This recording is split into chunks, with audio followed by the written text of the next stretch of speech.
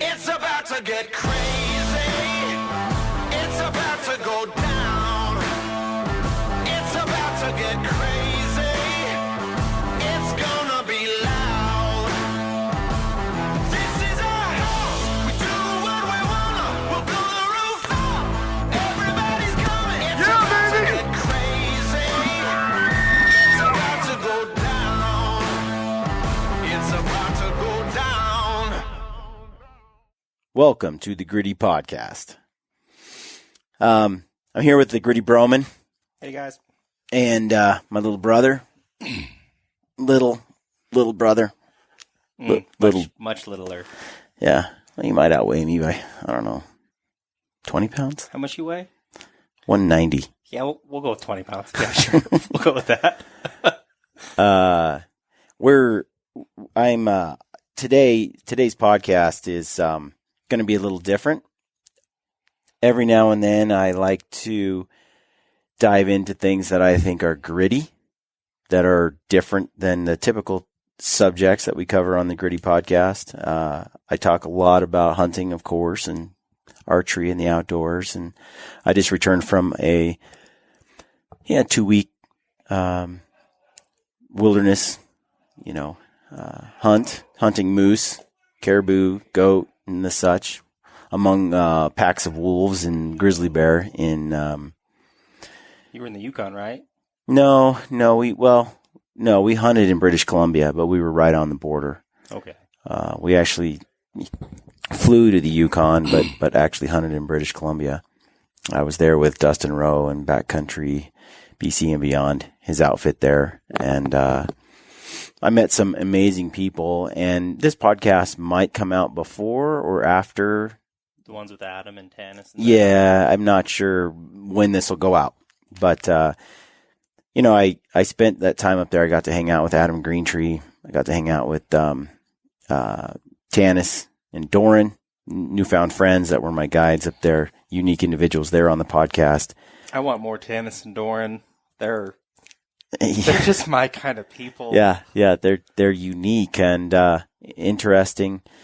Dan was there, Dan Watson, Aussie Dan, and so. But I got some things on my mind having returned from that trip. And anytime you can go off into the wilderness, and unplug, and get by yourself, there's a lot of things that I think it resets your priorities in life and some of the things that you value. Gives you a moment to step back from all the noise and just kind of reconsider life and what you're doing. Reassess. Yeah. And so I've been thinking about a lot lately, and I want to cover some of those things on the podcast today. One of the things that I noticed was unplugging from social media. Tanis doesn't have a cell phone. Hasn't had one ever. She's next level unplugged. Oh, she's next level unplugged for sure. She's never plugged in. No, she doesn't do social media really. I mean, she did start an Instagram account just so she gets to share a few photos. But she's not part of that scene. Do you know what it is off the top of your head? Backwoods Barkman. Backwoods Barkman? Mm-hmm. It would be. Her last name, Tanis Barkman. Barkman's her last name. But as I got to spend time with her and others on the hunt, and then unplug from social media and come back to it. As I left, the Brett Kavanaugh Supreme Court Justice nominee left before or after? Was under fire. The court said, for those who don't know, he was nominated by President Trump to be the next Supreme Court Justice. There was a woman who accused him of rape from 36 years ago. There was a trial, a sort of a hearing where they discussed it, trying to determine whether he was fit to be a Supreme Court Justice. And in the end, the woman couldn't remember when, where, how, how this happened, right? It's political, and I don't want to get into it too much, but I saw a man accused of a crime, of something heinous and horrible and one of the worst things you could possibly ever do. Yep, of rape, right? And it boils down to he's either guilty or he's innocent. Mm-hmm. He either did it or he didn't. Now, there are those who are really quick to jump onto that jump on to say, "Yes, he did it." But that baffles my mind. Because we live in a society where you're innocent until proven guilty. Mm-hmm. That's a fundamental tenet of how I exist in the world today. And for people in the mainstream media, especially, and in general, I'm not saying whether he did or didn't do it. Mm-mm. What I'm saying is an accusation is an accusation until there's evidence brought forward to convict. Evidence, that burden of proof is on the accuser. That's exactly right. That is like one of the greatest achievements of our modern legal system, our human rights, foundation. Innocent until proven guilty, and the burden of proof is on the accuser. And so, it kind of just shocks me how much, and this is what I was going to get at, was social media today kind of has enabled this mob mentality. Well, Brian, don't say the M word. Mob. This group of people who, without evidence, without any real knowledge of a subject, will go and attack an individual. Mm-hmm. Like a mob. Dude. They chase them right? down. To basically character assassinate a human being. And it's like the social media provides this disconnect, so that people don't even acknowledge that it's a real human. It's like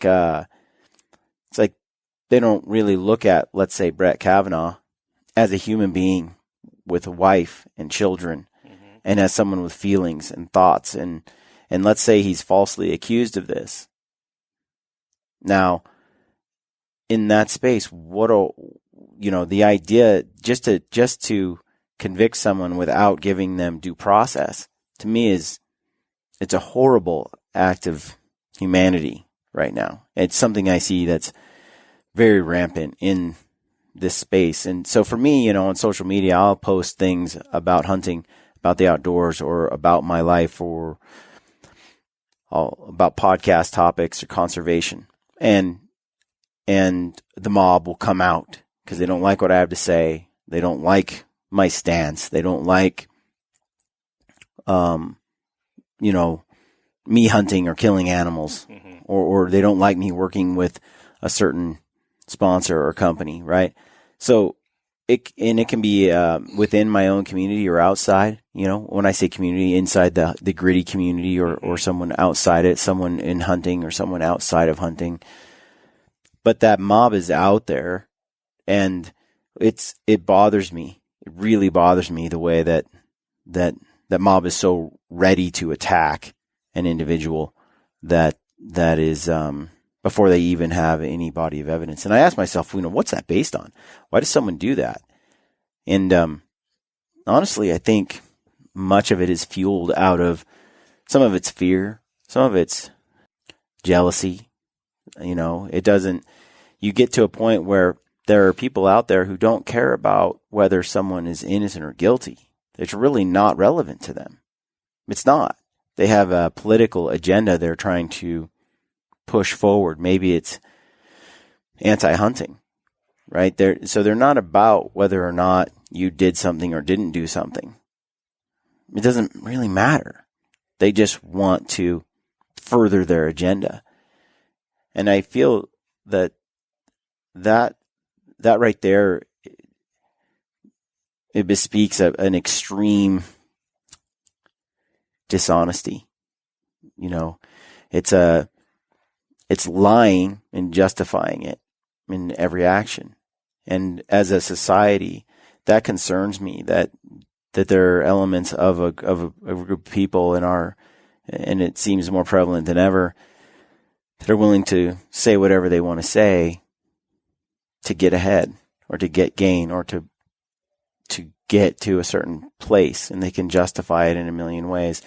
And it's got me thinking. So when I think of Gritty and the Gritty podcast and the sort of message I want to leave behind, in the intro, I talk about, accountability. Life isn't fair. That's just life. Life is not fair.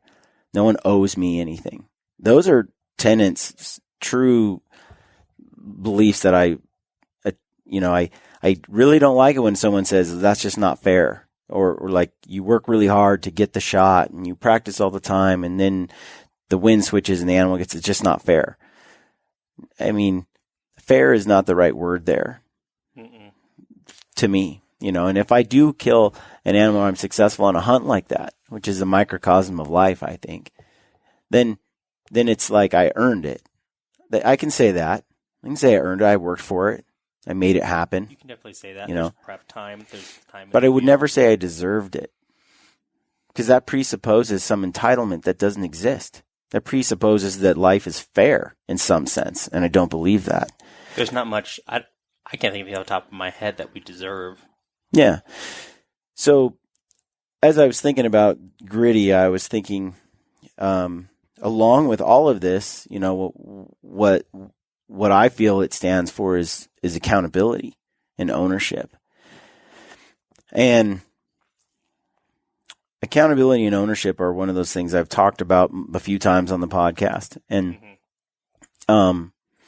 first of all, like, I don't think people want to tell the truth or be honest if they don't find meaning in it. Right? And that's a tricky word, meaning. And I want to talk about that today a little bit. I know it's going to, weird some people out, but I don't care. I think that meaning is something that we often brush over or don't talk about in the world today at any real level. And there's a few people who do, and I'm going to quote some of them today. But one of the things I heard recently, so I've been reading 12 Rules for Life by Jordan B. Peterson. I've read it a couple times now. I've also read Jocko Willink's Extreme Ownership, which I'm going to pull a little bit from, and Jocko himself. Recently, I was listening to a podcast with Jocko Willink, and he was on the Tim Ferriss podcast, just as a guest. He wasn't being interviewed. He just got there, and he talked about discipline equals freedom.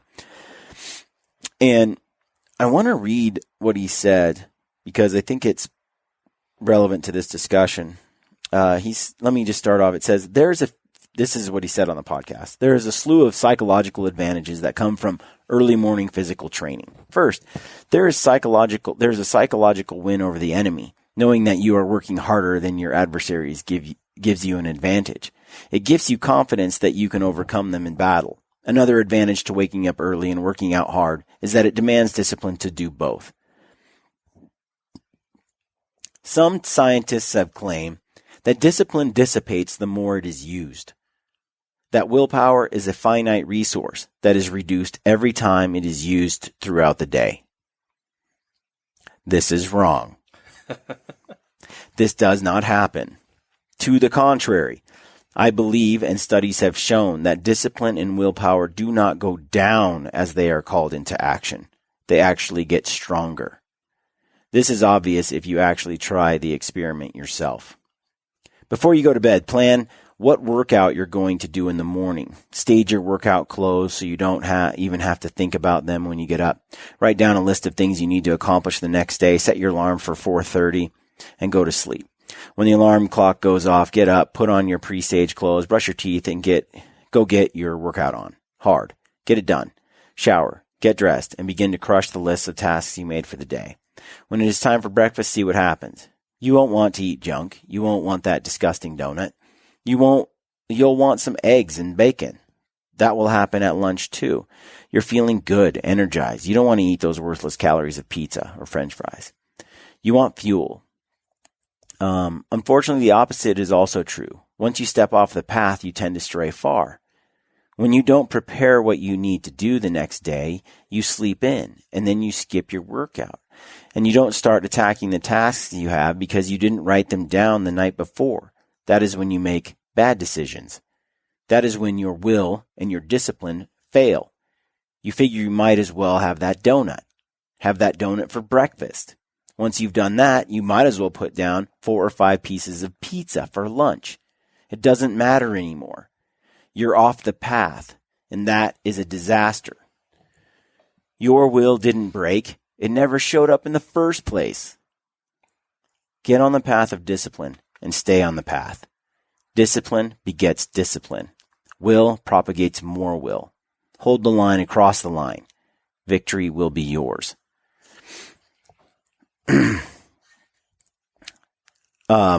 Someone had sent me a link to an article a few times where they were saying that willpower is finite. Like once you use it up for the day, it's like you have no choice and you're just going to fail.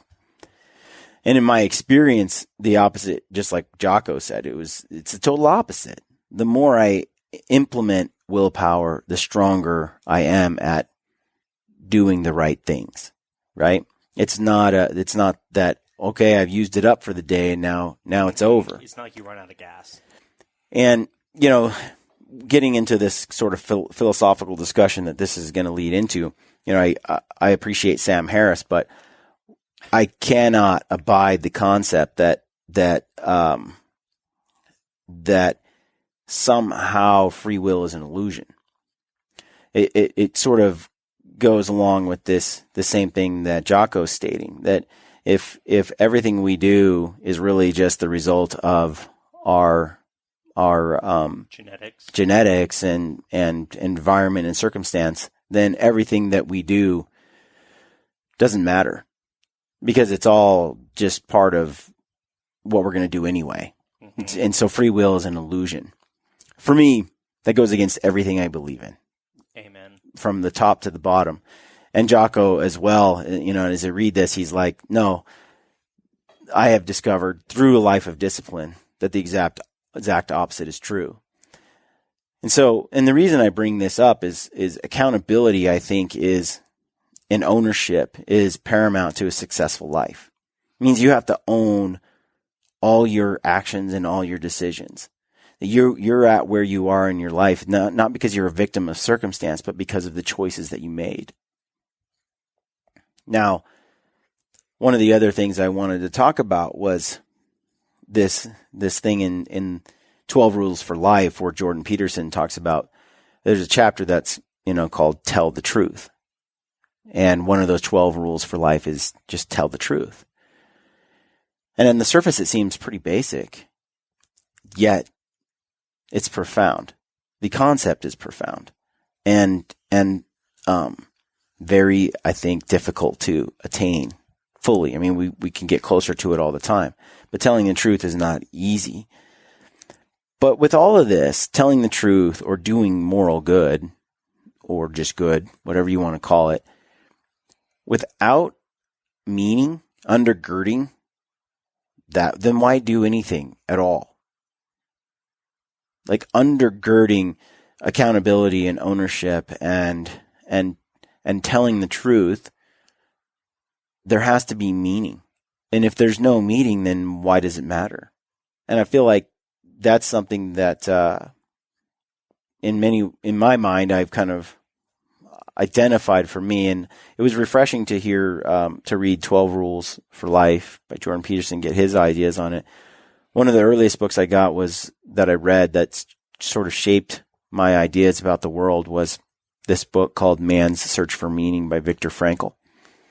And I've been wanting to do a podcast about his book because it deserves its own discussion or multiple. Definitely. But Viktor Frankl is a Holocaust victim or Holocaust survivor, multiple concentration camps that he survived. Picked up in 1939 or 1940, like right in the very beginning, and was there through the entire war. I mean, he spent years inside of a concentration camp, not just like one or two. No, and he's sort of a unique subject in that way, since life in concentration camp is actually, life expectancy is low.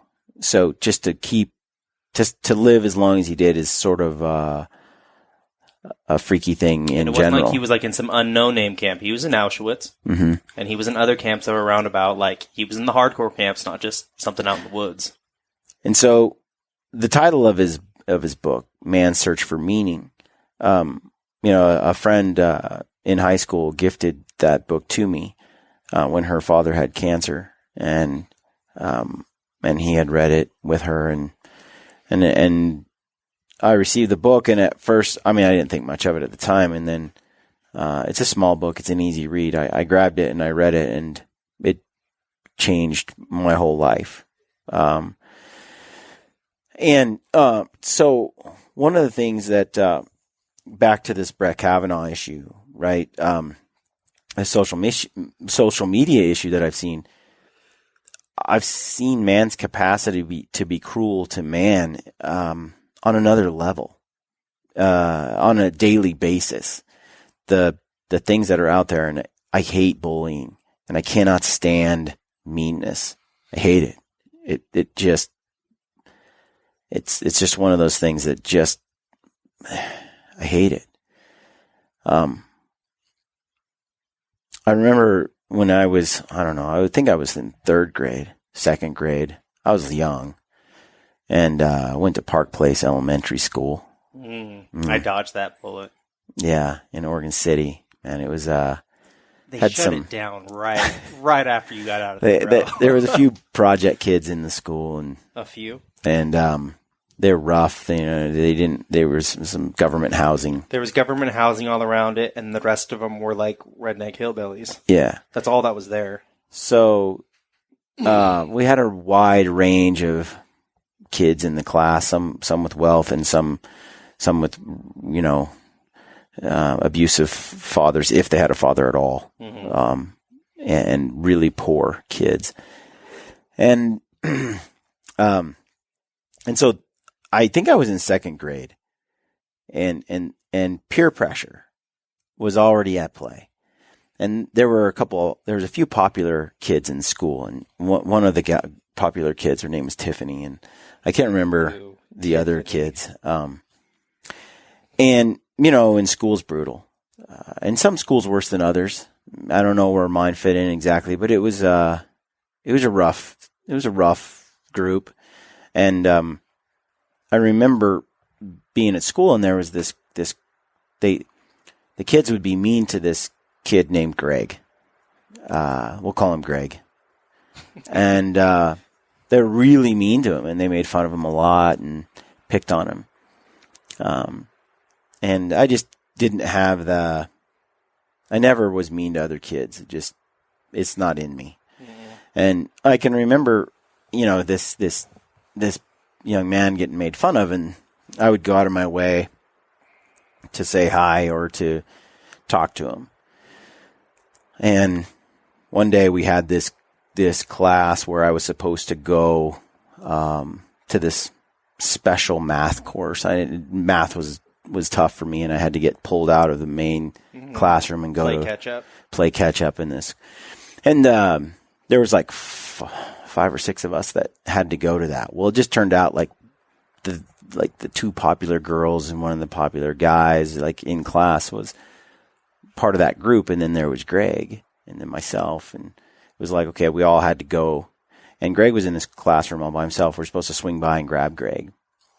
And I can remember leaving the classroom and stopping by his classroom to pick up Greg, and the whole group going, "Let's ditch Greg. Like, we don't care about Greg." And I was like, yeah, it's not right to ditch him. I'm not going to ditch him. And the peer pressure there, and I remember, and this is second grade, right? I mean, it seems small, but at the time I remember. Feels like the weight of the world on your shoulders. Well, I remember this girl just hammering down on me and making fun of me and threatening me basically if I didn't go along with the group, and why would I ever give him the time of day, and he's such a loser and all of this, and I was like, I'm not going to do that to this kid, and you can go ahead and leave if you want, but I will not do it. And so she left with her crowd of people, and I waited for Greg, and for the next couple of weeks, everywhere I went, then I got ridiculed, right, by the mob, because now I'm a nerd because I hang out with Greg. But I just rolled with it. I wasn't going to compromise what I thought was right, And then all of a sudden, it wasn't long before other people were standing up for Greg. And then the whole group was friends with Greg. And the mob was significantly diffused. And I feel like we need more people than ever to stand up to the mob, to that group of people that is negative and tears other people down, and it's refreshing when someone is willing to stand by things that they believe in and individuals that they believe in the face of a mob. Because, man, social media is like the breeding ground for it. It's still to this day that I find disturbing is man's ability to be cruel to man. It seems to be, it's just such a dark and horrible thing. And in Viktor Frankl's book, I'm going to read a little bit here from it, where he talks about life in concentration camp. And the first time I read it, it just hit me hard. It just, to put a pregnant woman in a gas chamber or to shoot her and her child, it's unfathomable in so many ways, that cruelty. And yet human beings have been doing that to each other since the beginning of time. Why? And how does it stop? And so in this, this also goes into, man's search for meaning. Like, what is the meaning of life, and what is the meaning of what we do today? Of everything. And to me, it goes back to that. If you don't have meaning, then being good doesn't matter, or being bad, right? So he says this, he says, under the influence of a world which no longer recognized the value of human life and human dignity, which had robbed man of his will and had made him an object to be exterminated, having planned, however, to make full use of him first to the last ounce of his physical resources.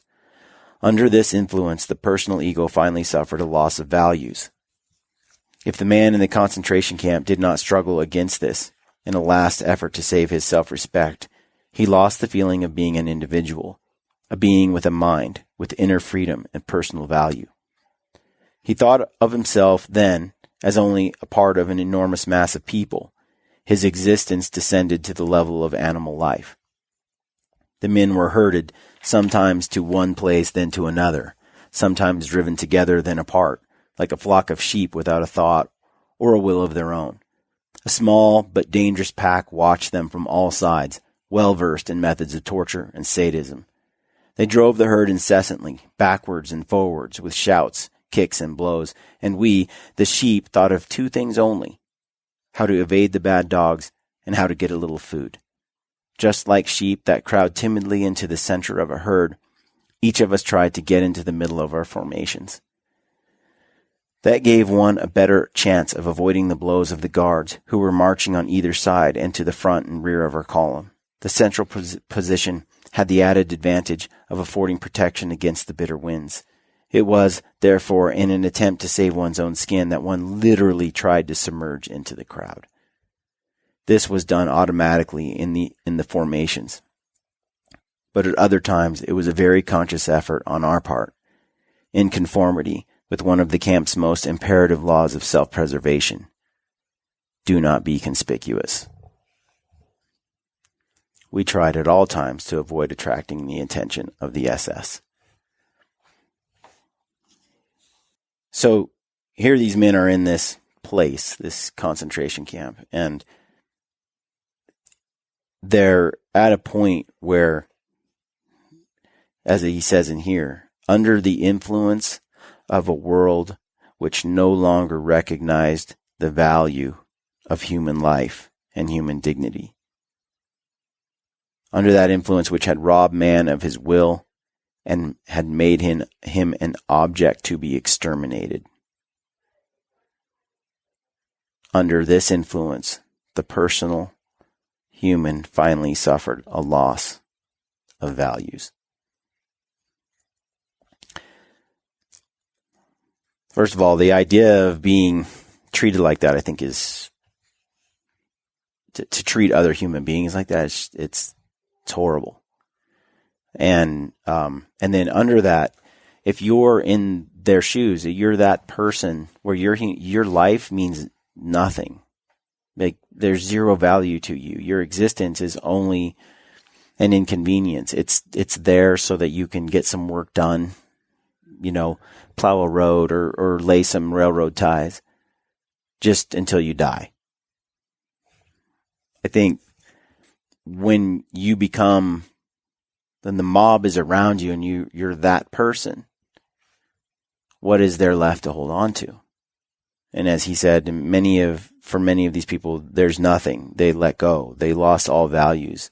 They're just descended to the level of an animal. Survive, find food, stay warm. But this is the part that I think is more meaningful. He says later, in explaining all of this, and what happens in a concentration camp and to a concentration camp inmate, I may give the impression that the human being is completely and unavoidably influenced by his surroundings. When these men and women become like animals, that they're victims of an unavoidable change of becoming like that. But he says this, in this case, the surroundings being the unique structure of camp life, which forced the prisoner to conform his conduct to a certain set pattern. But this is the part that sticks out. But what about human liberty? Is there no spiritual freedom in regard to behavior in reaction to any given surroundings? Is that theory true, which would have us believe that man is no more than a product of many conditional and environmental factors, be they of biological, psychological, or sociological nature? Is he just a victim? Does he have any liberty? Is man but an accidental product of these circumstances? Most important, do the prisoner's reactions to the singular world of the concentration camp prove that man cannot escape the influences of his surroundings? That you don't have free will, and that free will is an illusion, and that you will inevitably just become that which your circumstances make you? Does man have no choice of action in the face of such circumstances? We can answer these questions from experience as well as on principle.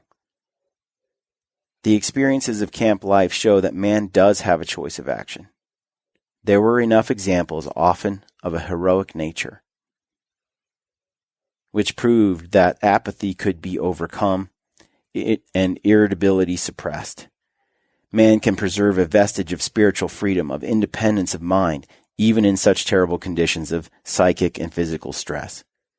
We who lived in concentration camps can remember the men who walked through the huts comforting others, giving away their last piece of bread.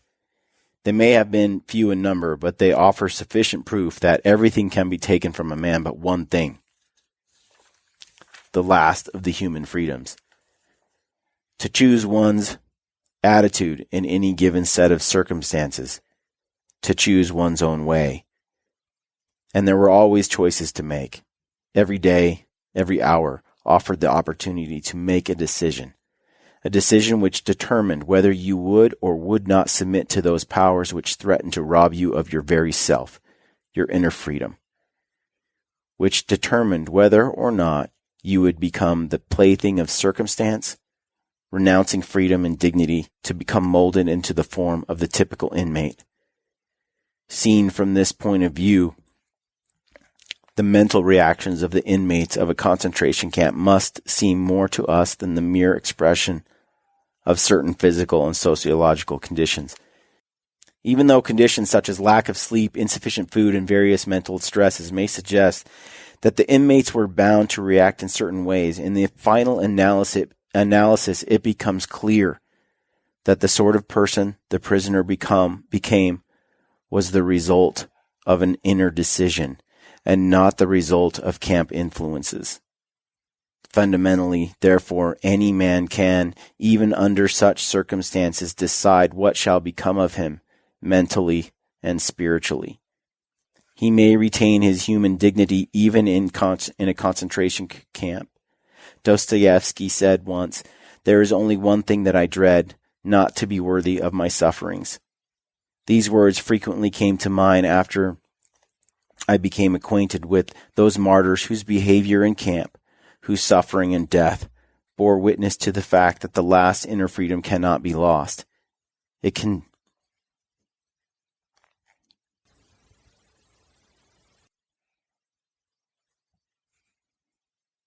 can be said that they were worthy of their sufferings. The way they bore their suffering was a genuine inner achievement. It is this spiritual freedom which cannot be taken away that makes life meaningful and purposeful. It makes me think, and it reinforces what I said earlier, that human beings have the ability to choose. They have free will to choose who they will become and who they will be. At the end of the day, each one of us has that ability. It's made me think about, the mob and standing up to it. Sometimes in their case, there's not much they could do except live in a good way, and that's it. Like, be worthy of their suffering. It's a pretty deep idea, but I've wondered, okay, what if I lose everything? What if everything that I all the comforts and all the things that my family, my kids, and everything that I have today that helps me be who I am today, what if that's gone, ripped from me in some way or another? What do I have left? And does my life still hold meaning if it's gone? What is meaning? The 20th century was a pretty dark and I guess the low tide of humanity. The things that happened in Maoist China and the killing fields, Pol Pot, and you have Stalin, Hitler. You have the 20th century is a scar on humanity, and the things that human beings did to other humans is so evil. It's hard to understand. Jordan B. Peterson talks about this a little bit in his book. He says, "I once read of a particularly insidious practice at Auschwitz. A guard would force an inmate to carry a 100-pound sack of wet salt from one side of the large compound to the other, and then to carry it back. Arbeit macht frei, said the sign over the camp entrance. Work will set you free. And the freedom was death. Carrying the salt was an act of pointless torment. It was a piece of malevolence. It allowed me to realize with certainty that some actions are wrong." Alexander Solzhenitsyn wrote definitely and profoundly about the horrors of the 20th century, the tens of millions who were stripped of employment, family, identity, and life.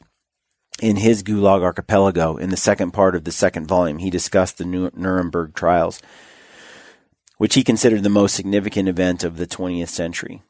The conclusion of those trials: there are some actions that are so intrinsically terrible that they run counter to the proper nature of human being. This is true essentially cross-culturally across time and place. These are evil actions. No excuses are available for engaging in them. To dehumanize a fellow being, to reduce him or her to the status of a parasite, to torture and to slaughter with no consideration of individual innocence or guilt, to make an art form of pain, that is wrong. So he goes into, it's kind of interesting. He's like describing that for him there became a line of just, it's hard for him to say what was right, but it was very clear to Jordan Peterson what was wrong in the world. Like, this is wrong. Like that he just kind of knows. But what's right, it's not as clear. And he writes, "What can I doubt? The reality of suffering. It brooks no arguments. Nihilists cannot undermine it with skepticism. Totalitarians cannot banish it. Cynics cannot escape from its reality. Suffering is real, and the artful infliction of suffering on another for its own sake is wrong. That became the cornerstone of my belief, searching through the lowest reaches of human thought and action, and understanding my own capacity to act like a Nazi prison guard or a Gulag Archipelago trustee or a torturer of children in a dungeon. I grasped what it meant to take the sins of the world onto oneself. Each human being has an immense capacity for evil. Each human being understands, a priori, perhaps not what is good, but certainly what is not good. And if there is something that is not good, then there is something that is good. If the worst sin is the torment of others merely for the sake of the suffering produced, then the good is whatever is diametrically opposed to that. The good is whatever stops such things from happening. He's like, from the idea of reducing suffering, he says, and that suffering is real. He came up with his fundamental moral conclusion, which was to be better. Consider the murderousness of your own spirit before you dare accuse others, and before you attempt to repair the fabric of the world. Maybe it's not the world that's at fault. Maybe it's you. You failed to make the mark. You've missed the target. You've fallen short of the glory of God. You've sinned. And all of that is your contribution to the insufficiency and evil of the world. And above all, don't lie. Don't lie about anything. Ever. Lying leads to hell. It was the great and the small lies of the Nazi and communist states that produced the deaths of millions of people. Consider that the alleviation of unnecessary pain and suffering is good. Consider that then that the alleviation of unnecessary pain and suffering is good. Make that an axiom. To the best of my ability, I will act in a manner that leads to the alleviation of unnecessary pain and suffering. Basically, that everything you do in life, all your actions and so forth, that they'll be tied to this one axiom, to reduce pain and suffering in the world. It's not a bad goal. No, I don't see it as being bad. I don't think anyone would say that it's bad.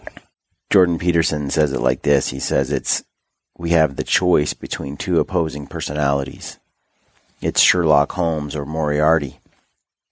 It's Batman or the Joker. It's Superman or Lex Luthor. Charles Francis Xavier or Magneto, and Thor or Loki. It's Abel or Cain, and it's Christ or Satan. If it's working for the ennobling of being, for the establishment of paradise, then it's Christ. If it's working for the destruction of being, for the generation and propagation of unnecessary suffering and pain, then it's Satan. That's the inescapable archetypal reality. The definition of archetype, for those who don't know, here's one. A recurrent symbol or motif in literature, art, or mythology. A very typical example of a certain thing or person. Like a hero or a villain. It's like the hero myth, right? Mm-hmm. You have your hero and you have your villain. Batman, Joker. Cain, Abel, Christ, Satan. You have these people that represent the ideal of humanity, like a Christ, right? Mm-hmm. The ideal of how a human should live, and then you have the opposite archetype, the Satan, the evil, and you have that. Of the ideal of how a man should not live. And I feel like in today's world, so often we want to just sort of dismiss these concepts that are the foundation of basically our constitution and our moral compass today. Every people, every country, every nation, doesn't matter the language, what hemisphere you come from, they all have that. Well, and to me, regardless of your religious belief or whether there's a supreme being of some kind or some kind of divine thing that transcends this world, whether you believe that or not, those archetypes that that have been passed down for tens of thousands of years throughout humanity. They're lessons that have been taught and scribbled down and morphed and changed into like a guidebook today. And what would happen if mankind strove to be like the hero, the archetypical human Jesus Christ? Like, if everybody strove to be kind, patient, charitable. It's a long list. Yeah, You like get the idea. honest, truthful. Mm-hmm. You know what I mean? Like, if it's a good mode of being, right? Mm-hmm. And then everyone tried not to be like the other guy. Mm-hmm. But I feel like too often what I see is people drifting along without a sincere commitment to be good. And it sounds sort of, I don't know, in today's day and age, it sounds to tell someone they should strive to be good sounds so in some ways juvenile.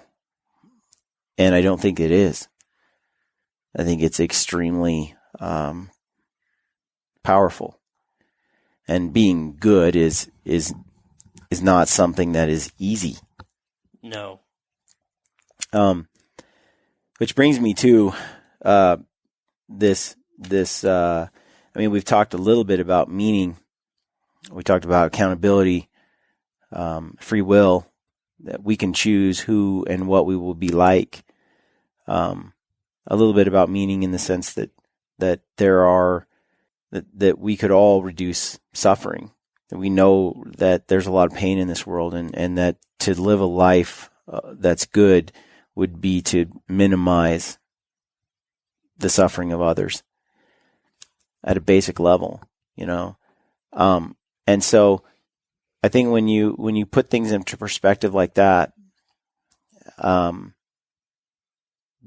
then you have to ask yourself, what are some of the basics tenets of being good and reducing suffering? And that's that final topic I wanted to cover today, which was tell the truth. It's funny you bringing this up because I was watching an interview with Jordan B. Peterson this morning, and he was talking about telling the truth. And he said, if you want to have an adventurous life, tell the truth. People that tell the truth, because everyone messes up. Mm-hmm. It's just a matter of life.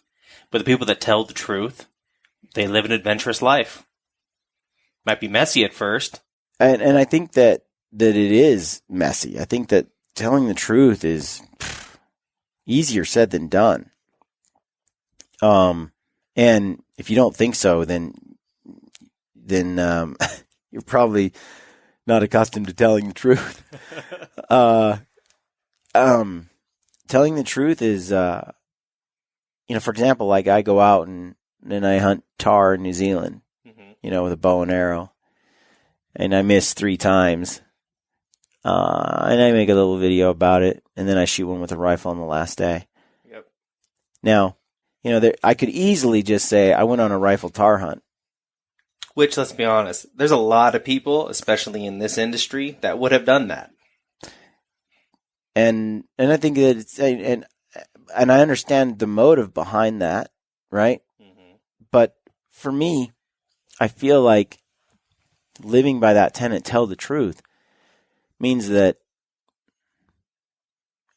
I'm doing the ultimate good in the long term. That being, and don't get me wrong, I'm no saint, man. I screw up all the time. I mean, it's not like I always tell the truth. I mean, don't sit here as you're listening to this podcast.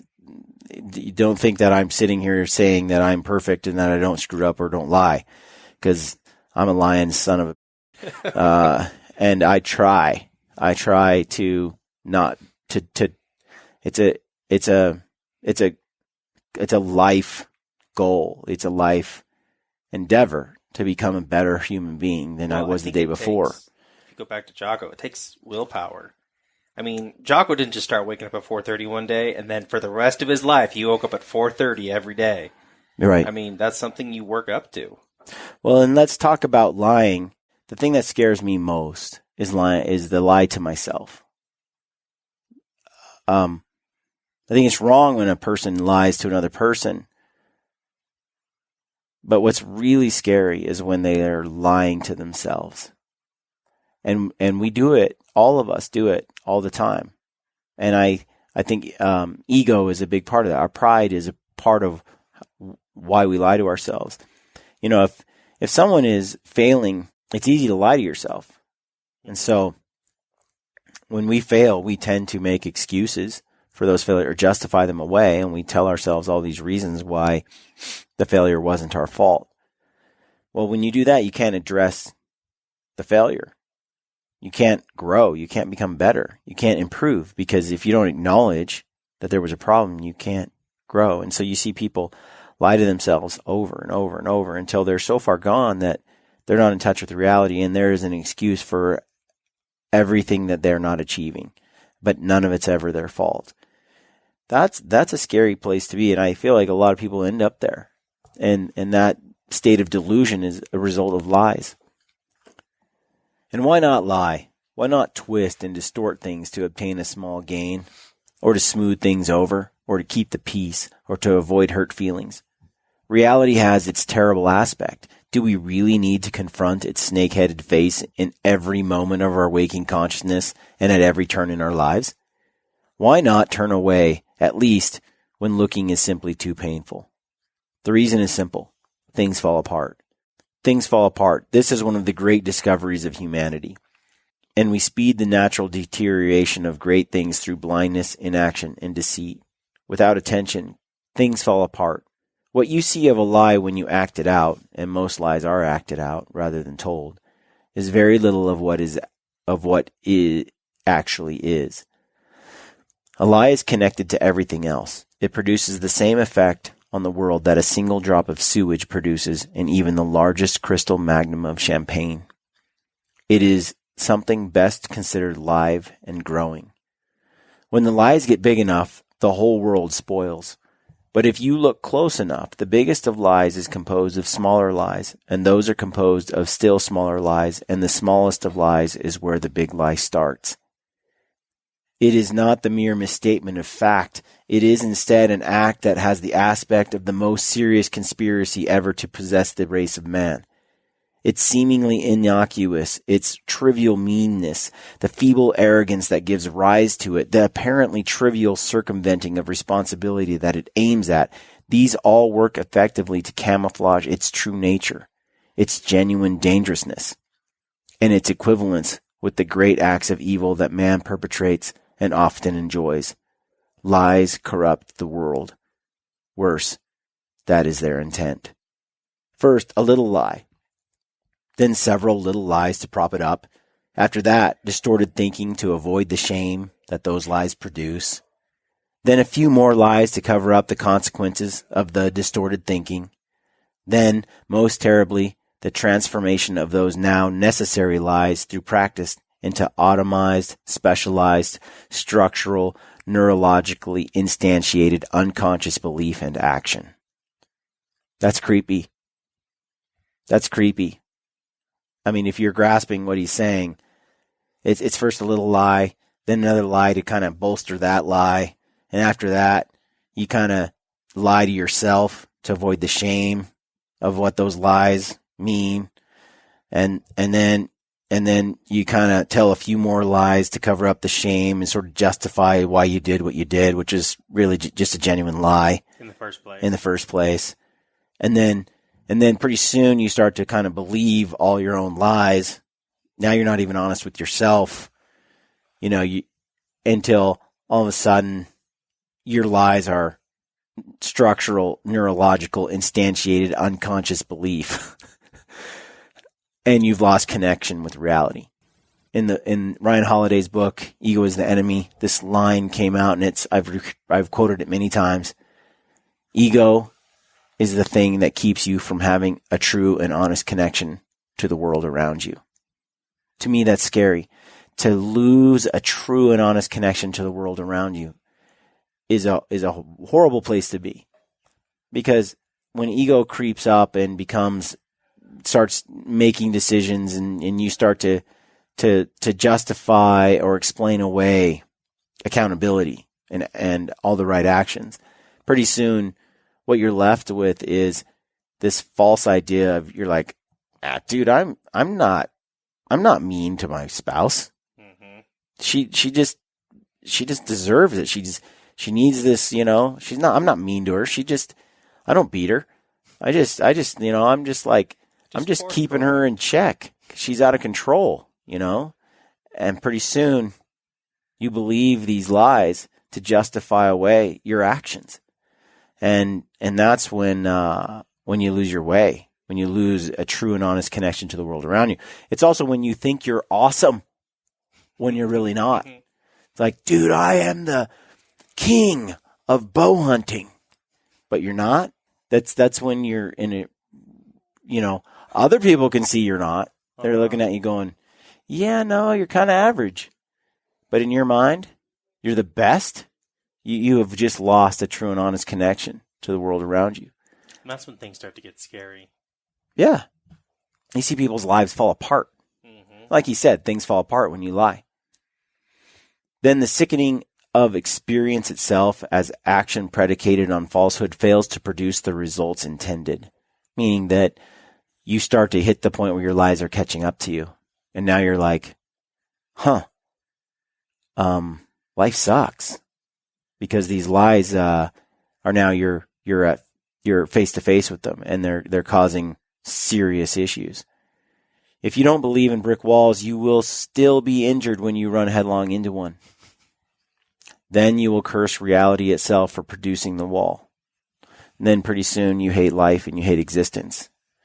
And instead of saying that I'm glad to be alive and that being alive is a gift, it's life sucks and it's pointless, and I'm going to take myself out and everybody I can around me before I go. And you're like the Columbine boys,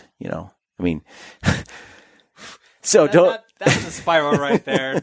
Tell a lie and yeah. There's a spectrum, right? Yeah, I'm just saying an extreme example, right? Mm-hmm. And so it's a dark thing. A lie is a dark thing. To tell the truth is to bring the most habitable reality into existence, into being. Truth builds edifices that can stand 1,000 years. Truth feeds and clothes the poor and makes nations wealthy and safe.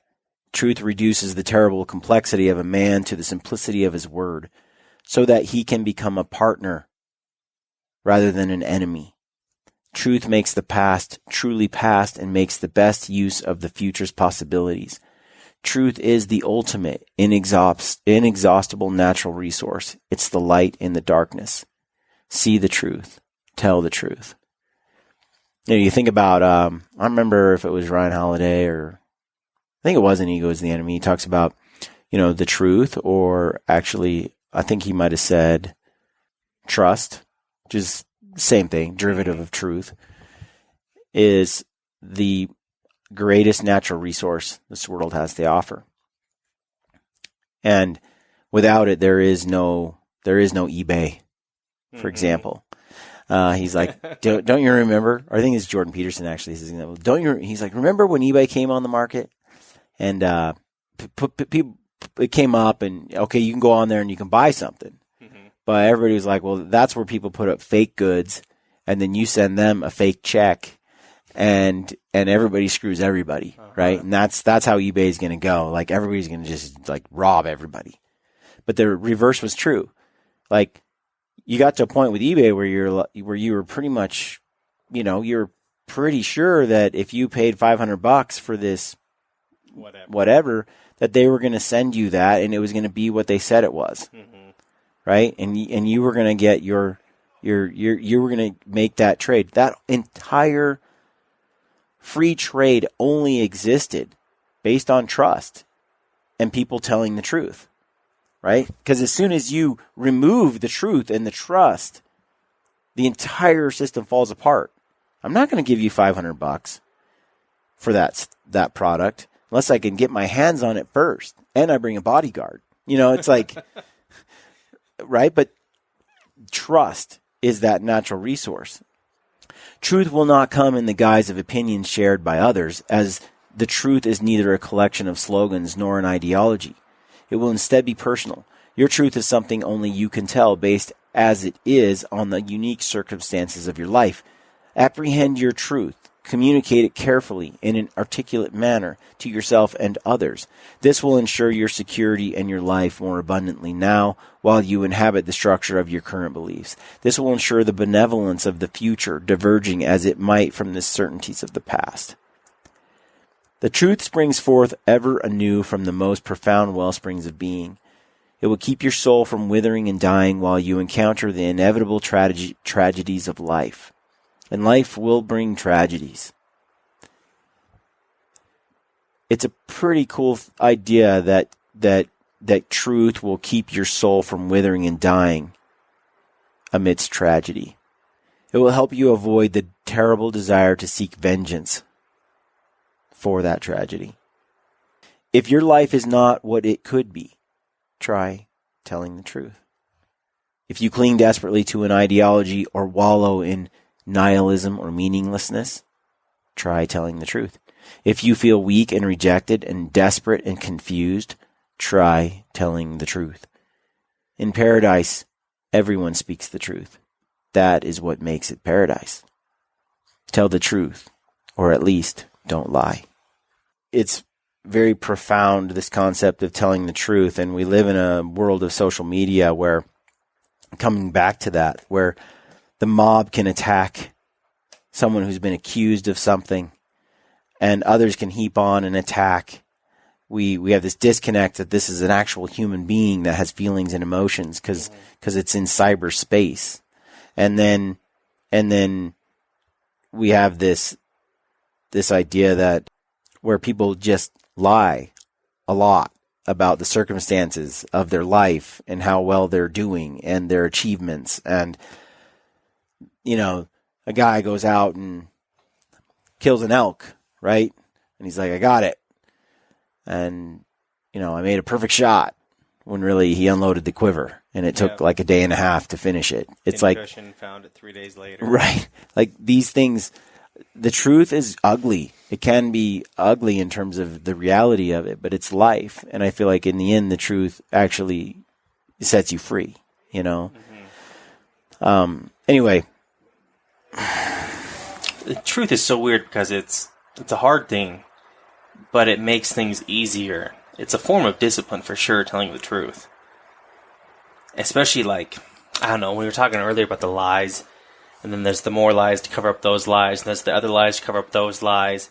And it comes to a point where you're holding so many lies. Just the amount of time it takes to undo all those by telling the truth can take forever. And it's very daunting. Very, very, very daunting to stop lying sometimes. I don't know. I've definitely been in those situations and in those times in my life where I've cultivated this life. Wasn't awesome. Told myself I was. Lied to myself. Told myself that I remember that. Oh, do you? Yeah. Weird. I was there. No. But you build this world. Your own world view. We all have this paradigm that is our world. I had built this paradigm, this world of mine of lies. I was awesome. I was not awesome. I was pretty much living in a van, telling myself how cool I was. I was working at Walgreens. There was nothing grand going on, and it was full of lies. And then you have this paradigm in the way that you look at the world, and then my older brother kind of just smashed his paradigm into mine and told me how much I sucked. For good reasons. And it took the better part of a year and a half to get myself where I was years ago. And those kind of lies, they're easy. They are easy. And to undo them can take forever. Yeah, those lies, they're easy because they're expedient. It's instant gratification. Do you know how fast you're going? Sure don't, officer. It's because you're doing what is easy at the moment, but not what is easy in the what is important. You know, you bring up a really good point, and yeah, lying is expedient. It's the thing that Jordan Peterson refers to it as expedience is the following of blind impulse. It's short-term gain. It's narrow and selfish. It's whatever you're doing that is the easiest thing to do at this moment. That's expedient. But that isn't meaningful. So he says, do what is meaningful in life, not what is expedient. And so goes back to meaning. What is meaningful? Well, the axiom that he lives by is reduce pain and suffering in the world. Well, if that's pursuing meaning, reducing pain and suffering in the world, and that's meaningful, then you pursue things that lead to that end. If you're pursuing expedience, then you're doing what you did, and you're lying about the drugs, and you're lying about the life choices. You're lying about your own level of awesomeness at Walmart. Dude, I looked great. Walgreens. You're lying about a lot of things because it's convenient at the time, but it's not meaningful. Mm-hmm. Right? Nothing that I built was going to ever last. And all of that was supremely selfish. All of your actions were about expediency and serving you. Mm-hmm. None of those things were there to reduce the pain and suffering in the world or to make the world. It's none of your motives were to do good or to be good. I was causing plenty of suffering. Plenty of suffering. Yeah, I remember. And he says, it's narrow and selfish. It lies to get its way.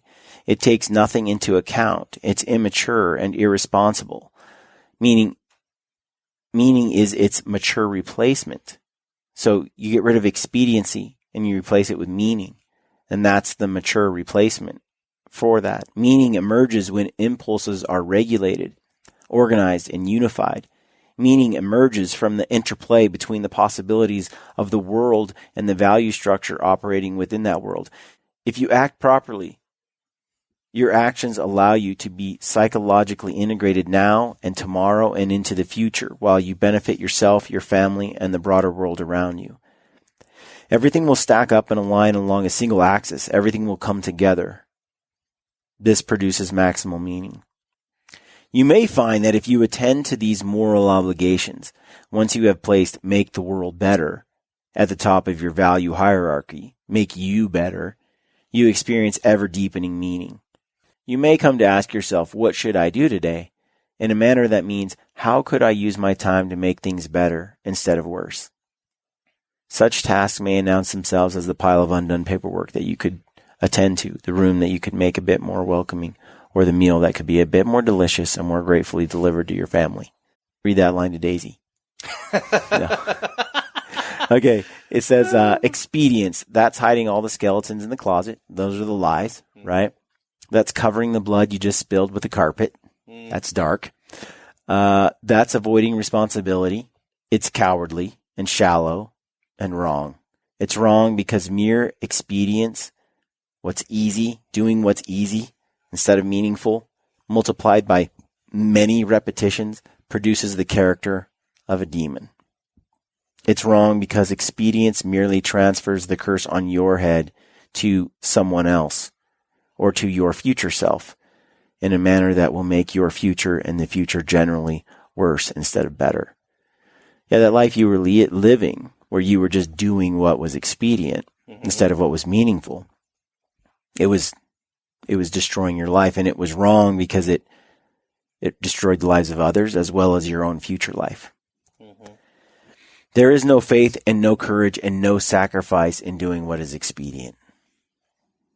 There is no careful observation that actions and presuppositions matter or that the world is made of what matters. You know, it's what I said earlier. In order for someone to believe that doing good matters, you have to believe that life matters. And that's kind of a whole new discussion, but at the very least, I hope we can all agree that that reducing suffering should matter. You know, to have meaning in your life is better than to have what you want, because you may neither know what you want nor what you truly need. Meaning is something that comes upon you of its own accord. You can set up the preconditions. You can follow meaning when it manifests itself, but you cannot simply produce it as an act of will. Meaning signifies that you are in the right place at the right time, properly balanced between order and chaos, where everything lines up as best it can at that moment. What is expedient only works for the moment. What is meaningful, by contrast, is the organization of what would otherwise merely be expedient. Meaning is the way, the place you live. This line stands out to me in Jordan's book when he says, meaning is the way, the place you live when you are guided by love and speaking truth, and when nothing you want or could possibly want takes any precedence over precisely that. Did you catch that? Say it again. Meaning is the way, the path of life, the place you live when you are guided by love and speaking truth. Meaning is the place you live when you are guided by love and speaking truth. And when nothing you want or could possibly want matters more than that. What do you think? That's a really hard concept to sink my teeth into. Like, I don't even know how to form that into words. Meaning is the place you live when you are guided by love and speaking truth. It's just, I think it's pretty simple. Like, I would say the definition of love is to reduce pain and suffering, right? In the world, that would be love. Pain and suffering in you, as well as pain and suffering in those around you, right? If you can reduce the pain and suffering, there's meaning there. That is meaning. So, and that is love, right? So when everything you do is guided by love and speaking the truth, that's that double whammy. That's like you're making the world a better place. You know, you're reducing suffering and you're speaking the truth.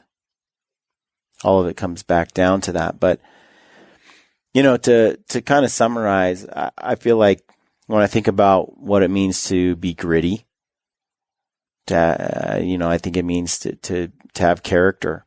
That means being gritty would be standing up to the mob, standing up for the things that you believe in and speaking the truth, even though it's going to come with discomfort.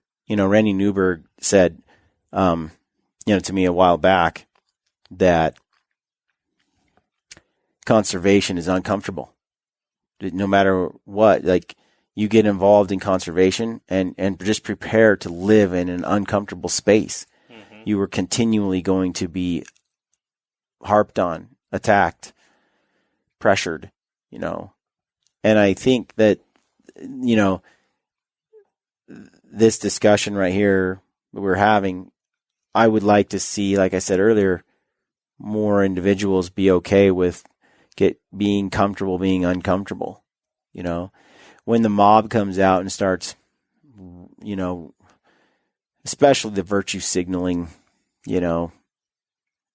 I'm better than the next person, I would never take that shot kind of person, or I care about the meat more than you do, or I don't know, you name it.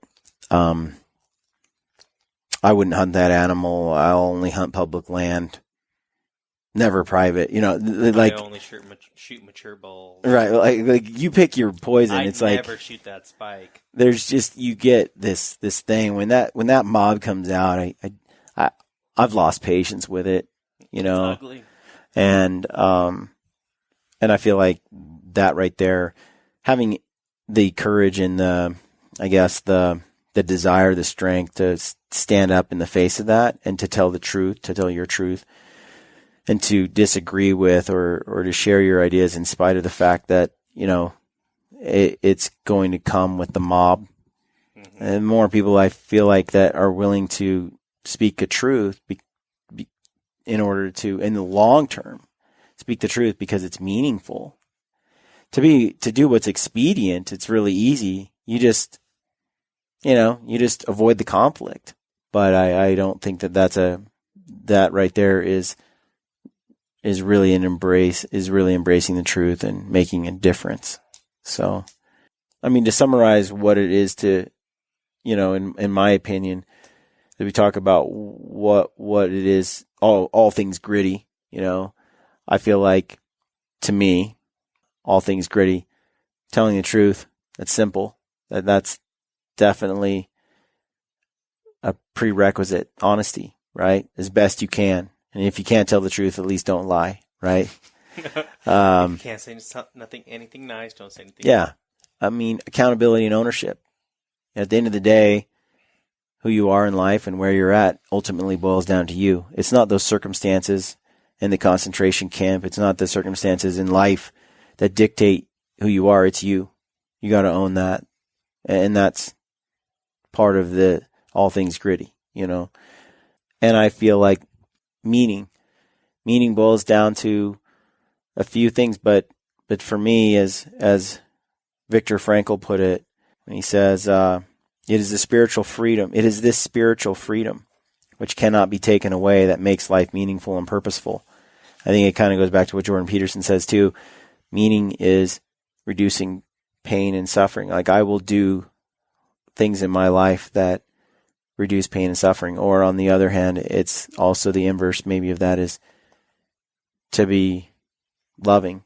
Or you could say to embrace the archetypical virtues of a hero like Jesus Christ, right? Or Abel, Cain, or Batman, the Joker, right? Like, pick your hero, whichever one you like. Yeah. I'm a Green Lantern guy. That's just me. That movie was a flop. Okay, I'm not talking about the movie. And everyone will agree, including Ryan Reynolds. He's apologized enough, Brian. Yeah. So I guess this kind of turned out to be some gritty rules for life. Couple basic ones, reduce some suffering. Tell the truth. Don't be a wanker. Yep, that's it, folks. Stay gritty. Bye. Be nice. That kind of thing. Stand up to the mob and make the world a better place. I wanted to talk about these things today because, like I said earlier, just all the things in the public space that I see, from politics to, our own community in the hunting space. Everything that we cover today is extremely important life information. Now and then, that's what I feel like talking about on the Gritty Podcast. I feel like it's what helps people be gritty. And in this case, these are just some gritty rules, that I've hijacked or, actually, a lot of these I kind of adopted, but I like how they're articulated by Jordan Peterson. If you haven't read his book, you really should. 12 Rules for Life. And if you've never read Viktor Frankl's book, Man's Search for Meaning, I highly recommend that as well. You walk away from this podcast, and I hope you are thinking about how you can do better at telling the truth. Like we all can. To be accountable and take accountability for your life. Own it. Own who you are and where you're at. And set a goal for where you want to be and who you want to be. And start moving in that direction. That's what this is all about. We all have a journey and a road that we're on. I would love to see in the social media space and in the public space a lot more kindness, a lot less meanness, a lot more effort placed on telling the truth, and more effort put into reducing pain and suffering in the world today. And that's kind of it in a nutshell. That's today's show. I hope you get something out of it. We've got some more shows coming up. We have a ton of video we're working on now, so we can do another open season event where we just blast our films out on digital and share them. And then we have some cool films that we're probably going to just run at a few theaters and kind of make a whole event out of it. Get some partners involved and give away some free stuff, hang out, do that in a few different states. I've been wanting to do that for a while. We did that gritty movie night at the Western Hunt Expo. Was it last year? Last year with the goat film. I feel like what we're capturing now and the stories that we're creating and telling now are just so much more, so much better all the time, you know. That. Yeah, for sure. So I'm anxious to share that stuff because I think it's going to be really cool. And some of those are, I want the Prince of Wales stuff to go out because I love Prince of Wales. Me too. I've got 2 great film series, and those will go out on YouTube, I think, of just the adventures in Prince of Wales. A lot of brotherhood. Ben and Anthony are there. Selfishly, you know, I like recording these things and then making them because I get to enjoy them with my friends and my family. And feeling down or something one day, and you just watch Ben and Anthony do Ben and Anthony, or any of my buddies, you know. They're like a funny old married couple. Those too. You know, they just makes me laugh. It makes me happy. So hope that we get more of that stuff produced. We're working on it. This trip I took with Adam Greentree and John Barklow and some of the Sitka guys, Dustin Rowe up there in BC, was, I got to say, one of the most remote adventures I've ever had. It's spectacular, you know, to go out. And I don't think it's for everyone, man. I think a lot of people would hate every minute of it because it's a grind and it's a foreboding place, you know. But that's what makes it so adventurous too. So I'm excited to share that adventure with everyone. And hopefully it inspires people to get out and live a little, you know, get out and see the world. Whether it's, you know, a hunt or whether it's a trip to Argentina or Thailand or something. You sound like my wife. Get out and live, you know. Anyway, that's it for Philosophical Brian. We're going to check out. Thanks for tuning in to the Gritty Podcast. As always, stay gritty. Stay gritty. Despite our ever-changing, ever-indignant world with its growing ignorance of and indifference to the ways of the wild, I remain a predator, pitying those who revel in artificiality and synthetic success while regarding me and my kind as relics of a time and place no longer valued or understood. I stalk a real world of dark wood and tall grass stirred by a restless wind blowing across sunlit water and beneath star-strewn sky. And on those occasions when I choose to kill, to claim some small part of nature's bounty for my own, I do so by choice, quickly, with the learned efficiency of a skilled hunter. Further, in my heart and mind, I know the truth and make no apologies for my actions or my place in time. Others around me may opt to eat only plants, nuts, and fruits. Still others may employ faceless strangers to procure their meats, their leather, their feathers, and all those niceties and necessities of life. Such is their right, of course, and I wish them well. All I ask in return is no one begrudge me, and all of us who may answer the primordial stirrings within our hunter souls, my right to do some of these things myself.